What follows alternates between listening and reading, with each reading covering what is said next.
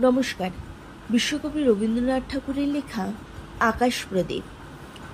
অন্ধকারের সিন্ধু তীরে একলা টিয়ই মেয়ে, আলোর নৌকা ভাসিয়ে দিল আকাশ পানে চেয়ে।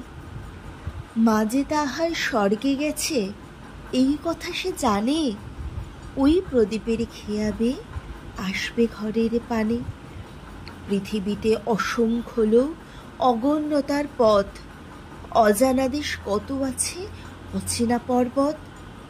তারই মধ্যে স্বর্গ থেকে ছোট্ট ঘরের কোণে যায় কি দেখা যেথায় থাকে দুটিতে ভাই বোনে।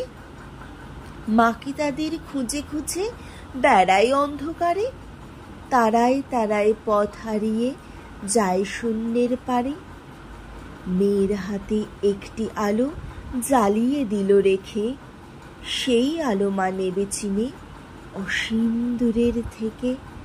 ঘুমের মধ্যে আসবে ওদের চুমু খাবার তরে, রাতে রাতে মা হারা সেই বিছানাটিরই পরে। নমস্কার।